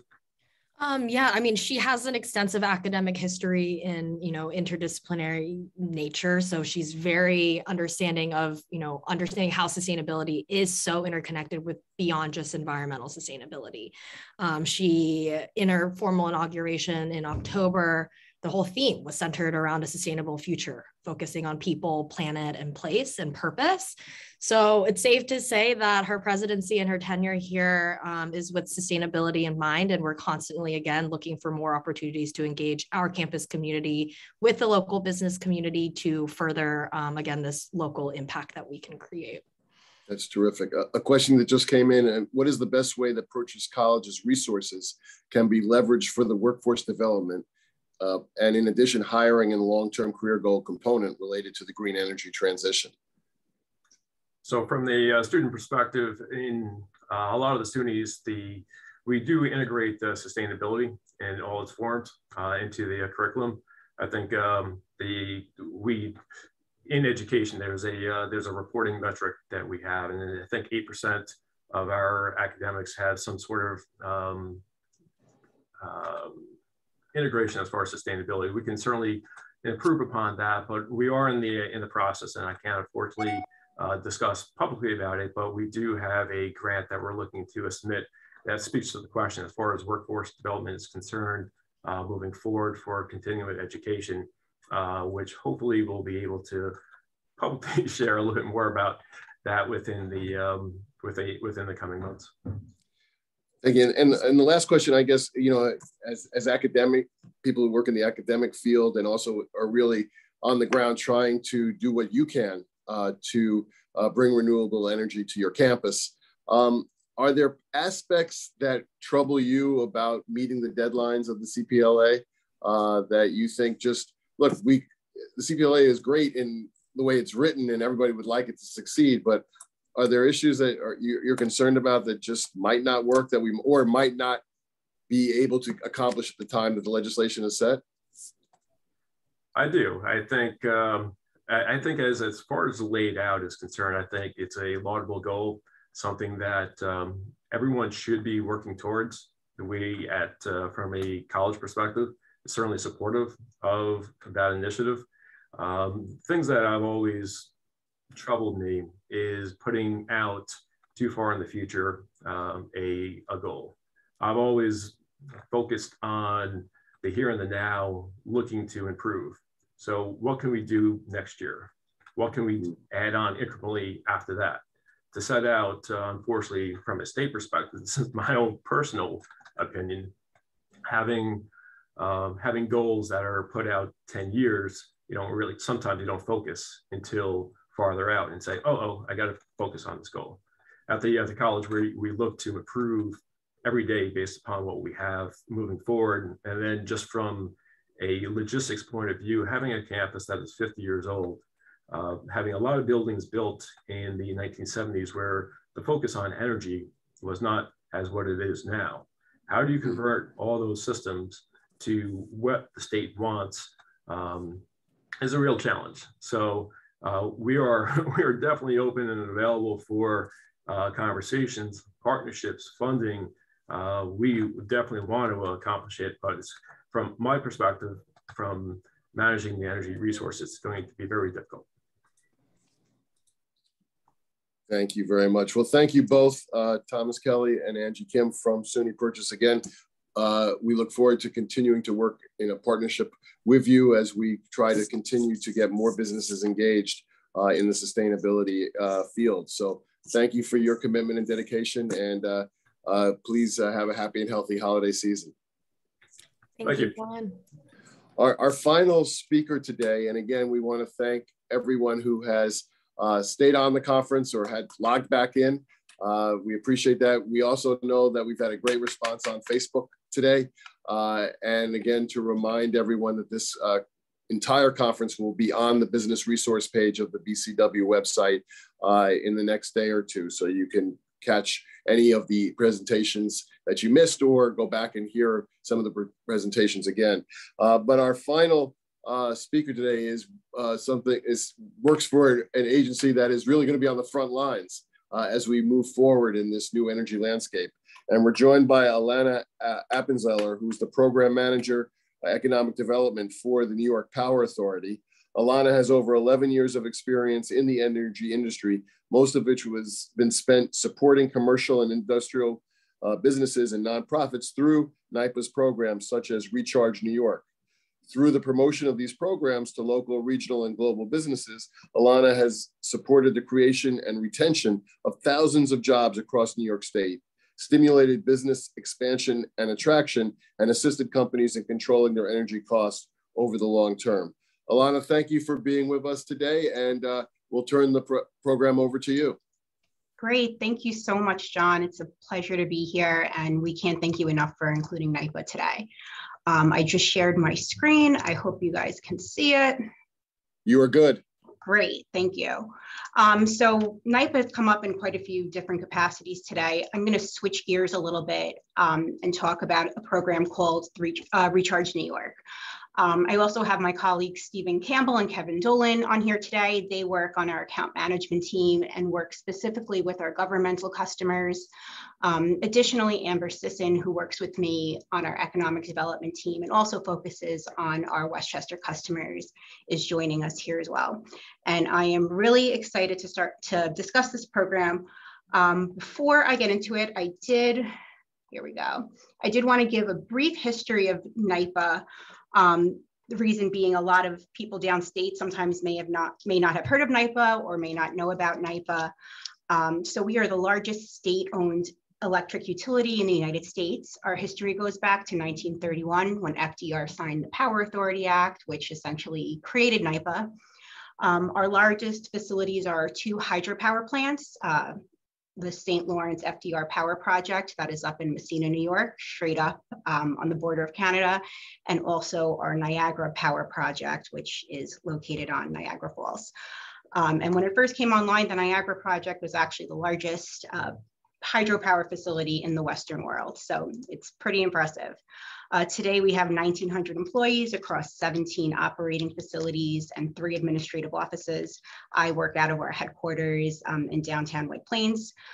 We offer turnkey solutions for New York energy needs. We have power programs to support clean energy and economic development, our largest being Recharge New York, which I'll get to in a minute. And we are a self-funded New York State agency. So what that means is we are not funded by taxpayer dollars. Our primary source of revenue is through bond sales and the sale of our electricity. So this is just a quick map of all of our facilities.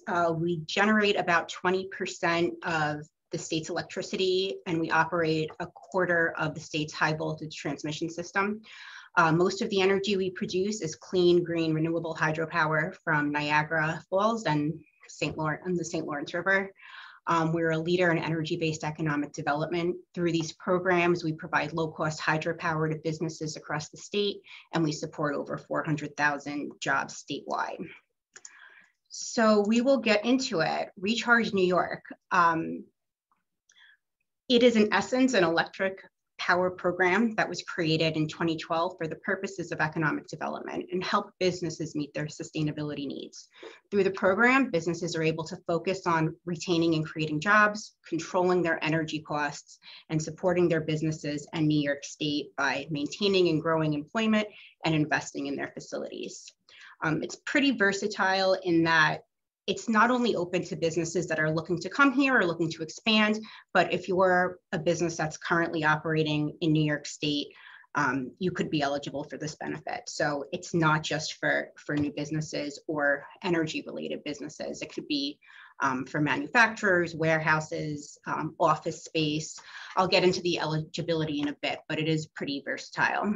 So essentially what NYPA is doing is we're generating hydropower at our plants and then awarding allocations of this power to businesses and nonprofits. So the easiest way to describe it is you're getting a portion of your total power needs from NYPA at NYPA's low cost rates. The allocations are a blend of low cost renewable hydropower generated at Niagara Falls and St. Lawrence. And the other half of that is purchased by NYPA on the wholesale market. So, and we're billing you directly for this power. It is a competitive application process based on legislative criteria. Most importantly, we're looking for participants who can commit to retain or create jobs and are investing in their facilities. That investment, it doesn't have to be energy related and it doesn't have to be project related. It could simply be the costs needed to maintain your current operations. It could be computer equipment, it could be office equipment, you know, any investments on, you know, putting a new roof, putting a, you know, fixing your parking lot, anything like that can count as a capital investment and would meet the requirements of this program. And as I mentioned, it is open to both new businesses that are expanding and existing businesses. We do offer long-term contracts up to 7 years. The benefit of that is that you're essentially locking in a rate for the long term, which will help with your budget certainty and controlling energy costs. And like I mentioned, like many state programs, you're committing to retain your employment base or create new jobs and investing in your facility. In total, the program itself is made up of 910 megawatts. As I mentioned, it's a blend of hydropower and market power that NYPA is purchasing. Currently, there are 704 businesses and nonprofits that are participating in the program across the state. We actually just approved 29 new businesses last week. Our trustees awarded them with allocation, so that's included in that 704. And these awards are tied to 389,000 jobs and billions of dollars in capital investment across the state. This is just an example of one of the current customers that participate in our programs, Confer Plastics in Western New York. I will get into eligibility. So all New York State utility customers can participate in the program, assuming they meet these requirements. Manufacturers make up a large part of the program. All type of manufacturers are eligible, but we also have hospitals, warehouses, private colleges and universities, agricultural businesses, things of that nature. Nonprofits as well are eligible. Just one other thing to note, that the electric account has to be in your name. If you're paying your electric bills through a landlord, you wouldn't be eligible for the program. You'd also need something called a demand meter, but we can work with you if you're unsure, if you're eligible, or if you meet these requirements. Someone on my team could take a quick look at your bills and we can determine pretty quickly if you're eligible or not. If you are a retail business, you're not eligible, but there are some caveats with that. If you have a large warehouse or manufacturing space that has, you know, maybe a small storefront, you know, you still could be eligible. So again, I would encourage anyone who has any questions or is interested to reach out to my team and we can help with that. So this is just a map showing some examples of the businesses that participate in the program. I actually love this, this map because it really shows the diverse nature of our programs. And it's really interesting to see that some of these really well-known businesses that are operating here in New York State. One of our recent awardees actually was in Westchester County, Regeneron Pharmaceuticals. They produce antibodies used in COVID-19 treatments. So they actually have a facility located in Sleepy Hollow. They were just recently awarded, and they're also doing some expansion. So it looks like they'll be coming back for some more power as well. So just an example of some of these businesses that the program serves. You can apply through the consolidated funding application. It's open year round, and there's also other programs in there that you can apply for if you're interested. This is a portal for all of any sort of funding that you can get from New York State. What I can't stress enough is you're not alone in this process. The nice part about working with NYPA is that we do have a team here. You can reach out to us. You're not reaching out to a hotline. Someone's always here on my team to help you through an application, to help determine your eligibility, to help give you an idea of what savings could be in the program. So again, I really encourage you that if you're interested at all in this program or anything else NYPA has to offer, I really encourage you to reach out to our team. And just another testimonial from one of our manufacturers with facilities downstate. So just in review, this program essentially is helping businesses control and lower their energy costs through allocations of low-cost hydropower. And again, what's really great about working with NYPA is that you're truly gaining a partner. Our team is here to help you understand the program, the benefits, and assuming you apply and are awarded, you would be working with an account representative that's there to help you every step of the way. It's not a hotline, it's an actual person giving you guidance.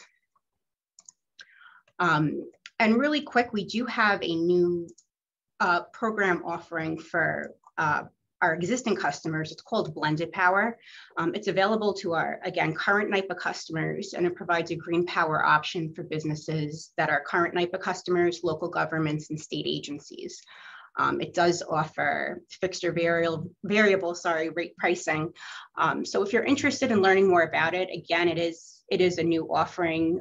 You can reach out to me, or if you're a current NYPA customer, I'd encourage you to contact your NYPA account rep. And with that, you can find out how to reach us, and I would be happy to answer any questions.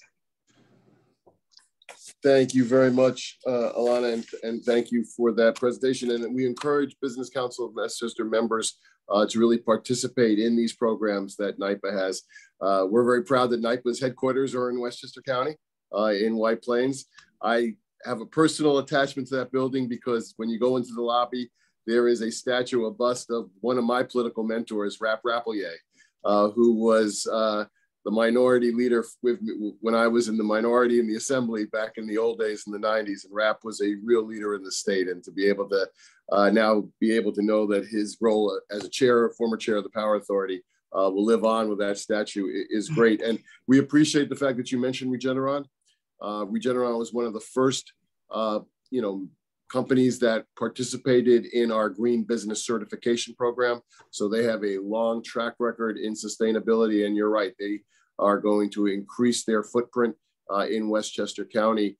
So having them play a leadership role will be important in this area. Wanted to just touch on, and maybe you could just do an overview. I mean, obviously the focus of this conference today is to talk about the future, but also not shy away from the challenges that we face. And NYPA is obviously going to be on the front lines as we move forward. Can you talk about some of the challenges that you all are going to be focusing on to help the community and help the business community move forward? Yeah, absolutely. So I think one of the biggest issues that we're seeing and that a lot of businesses are concerned about are what's the cost of all of this going to be? And that I think is what,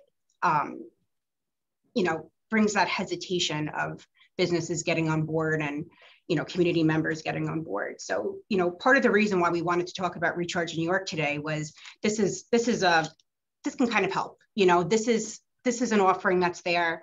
It's not only helping businesses meet their sustainability needs by purchasing that hydropower, but it's also meant to lower costs, and you're locking these rates in for 7 years. So this is why programs like this are so important, because, people think, oh, all of this new legislation is coming in, I'm going to be paying so much more for power. What's the cost of this green power? This is the complete opposite of that. This is something from the state that's meant to help businesses. And really, the whole point of this program is creating jobs. That's really what this is about. So we have this, green energy sector that's coming in, that's going to be creating a lot of jobs. But what about the businesses that are here, the businesses that have been here the whole time? And a lot of programs out there are only really open for new businesses coming into the state or coming into the area or expanding businesses. This is something that's meant to help the businesses that have been here the entire time. So we're hoping this can kind of offset a lot of those challenges that we're seeing. That's great. And in terms of going back to the Recharge New York, and I love that image that you showed of all the different businesses throughout the state.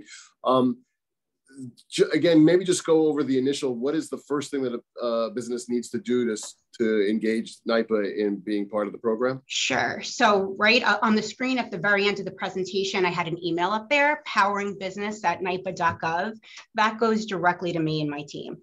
If you email that address, we will be getting back to you in a few minutes, most likely. It's going right to me.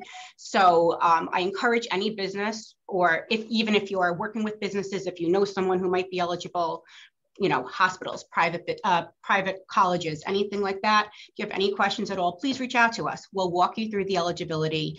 As I mentioned, the application is through the consolidated funding application. To be fully transparent, it's a bit long. It's a bit overwhelming when you first look at it, but that's why we're here. I've sat with many businesses going question by question, helping them one by one. So we are a resource for you. We're a resource for businesses in Westchester. So I encourage you, if you have any interest at all in this program, or really anything that NYPA is doing, I really encourage anyone to reach out to us.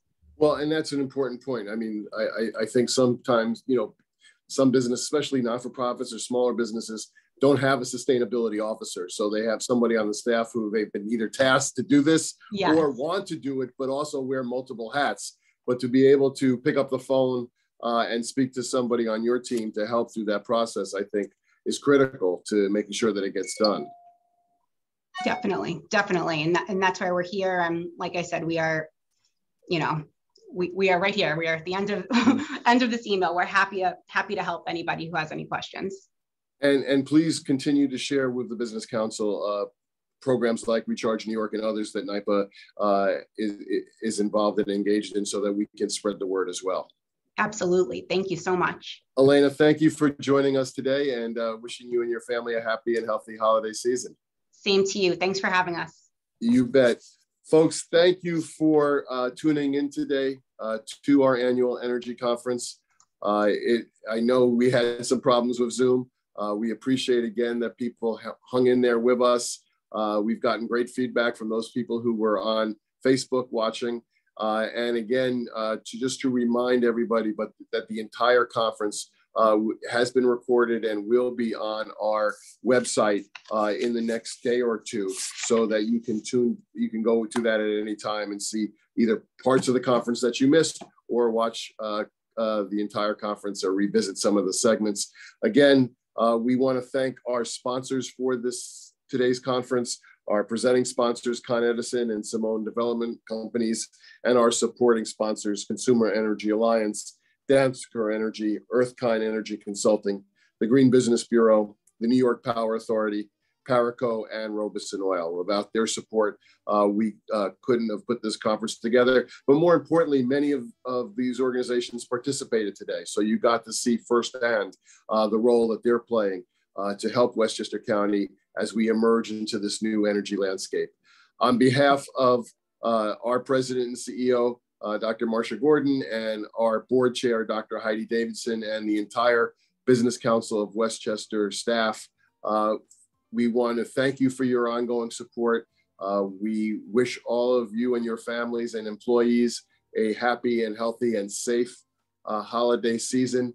And we look forward to presenting a real robust, exciting program agenda for our members in 2022. Everyone, please stay safe, and thank you for watching.